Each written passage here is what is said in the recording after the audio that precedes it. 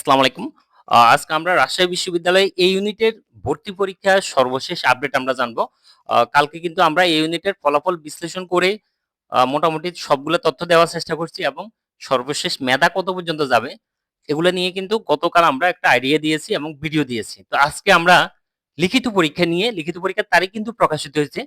লিখিত পরীক্ষা নিয়ে এবং ব্যবহারিক পরীক্ষা নিয়ে কিন্তু আলোচনা করব। তো প্রথম দেখি এই ইউনিটে লিখিত পরীক্ষায় ইংরেজিতে উত্তীর্ণ বলতে কি ইলিজিবল পরীক্ষায় যারা যোগ্য প্রার্থীর তালিকা কিন্তু প্রকাশিত হয়েছে। ওই তালিকাতে আমি এই ভিডিওর লিংকের মধ্যে কমেন্টের মধ্যে লিংক দিয়ে দিব। ওখানে জাস্ট ক্লিক করলে পিডিএফ আকারে ফলাফল দেখা যাবে। কার রুল নাম সহ কিন্তু ডিটেলস দেওয়া আছে। রুল নাম এবং পিতার নাম সহ তারপরে তার মেধা তালিকা কত সেটাও কিন্তু দেওয়া আছে। তো ওই লিংকটা আমি কমেন্টের মধ্যে দিয়ে দিব এই ভিডিওতে। তো প্রথমে আমরা দেখি ইংলিশের জন্য ২টা শিফটে টোটাল ১৬১৩ জন কিন্তু সিলেক্ট করা হয়েছে যারা লিখিত পরীক্ষা দিতে পারবে। আর আইন, আইন ও ভূমি এই সাবজেক্টে টোটাল ১৫০০ জন কিন্তু সিলেক্ট করা হয়েছে।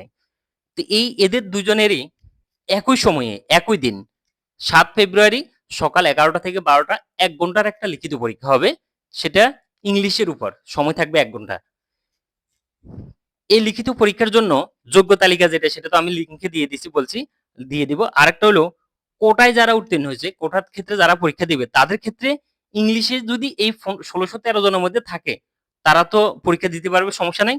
কিন্তু আইন এবং ভূমির ক্ষেত্রে এই ১৫০০ জনের বাহিরেও দিতে পারবে কোটার ক্ষেত্রে শুধুমাত্র।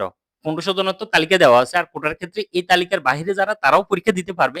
সেক্ষেত্রে শর্ত যেটা সেটা হলো বাংলা এবং ইংলিশে মিনিমাম লিখিত এমসিকিউ পরীক্ষা যেটা হয়েছে ওটাতে মিনিমাম ৪৫% নম্বর পেয়ে কিন্তু উত্তীর্ণ হয়ে তারপর পরীক্ষা দিতে পারবে। সেটা ১৫০০ পরে হলেও সমস্যা নেই। কিন্তু ইংলিশের ক্ষেত্রে ১৬১৩ জনের ভিতরে থাকতে হবে। এই যে আমাদের লিখিত পরীক্ষাটা হবে, এই লিখিত পরীক্ষায় মেধা তালিকা কিভাবে তৈরি করা হবে?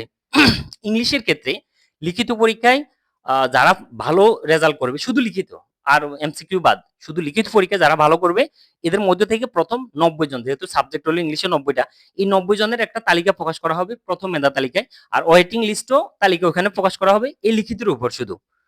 আইন ও ভূমির ক্ষেত্রে লিখিত পরীক্ষায় যে নম্বর পাবে আর এমসিকিউ পরীক্ষায় যেটা পাচ্ছে দুইটা যোগ করে তারপরে কিন্তু মেধা তালিকা এবং অপেক্ষমান তালিকা দেওয়া হবে।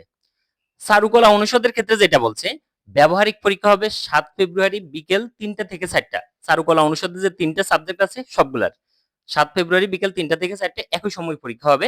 এক্ষেত্রে শর্ত হলো কারা চারুকলা অনুষদে পরীক্ষা দিতে পারবে? যারা এমসিকিউ পরীক্ষায় ৪০ নম্বর পেয়ে পাস করছে, প্লাস হলো ওএমআর এ পুরো ওএমআর এর যে বৃত্ত ভরাটের অংশ ওখানে যদি কেউ ব্যবহারিক পরীক্ষা চারুকলা অনুষদের ওখানে টিক চিহ্ন দিয়ে থাকে, বৃত্ত ভরাট করে থাকে, তারাই কিন্তু দিতে পারবে, আর না হয় অপশন নাই। সঙ্গীত এবং নাট্যকলার ক্ষেত্রেও সেম। এদের আবার ভর্তি পরীক্ষা ভিন্ন ভিন্ন। ১ তারিখ, ২ তারিখ এবং ৩ তারিখে ব্যবহারিক পরীক্ষা হবে ফেব্রুয়ারি মাসের। সেক্ষেত্রে বিস্তারিত তথ্য ২৭ জানুয়ারি আবারও জানাবে। আজকে জাস্ট আইডিয়া দিয়ে দিচ্ছি যে ১ থেকে ৩ ফেব্রুয়ারি পর্যন্ত ব্যবহারিক পরীক্ষা হবে সঙ্গীত নাট্যকলা বিভাগের। তো এদের ক্ষেত্রে শর্ত যেটা ৪০% নম্বর পেয়ে এমসিকিউ পরীক্ষা পাস করতে হবে। প্লাস হলো ওএমআর এ ওই যে পরীক্ষা দেওয়ার সময় অবশ্যই বৃত্তটা বরাদ করতে হবে যে সঙ্গীত এবং নাট্যকলাতে ব্যবহারিক পরীক্ষা দিতে ইচ্ছুক বা আমি এটাতে অংশগ্রহণ নিব।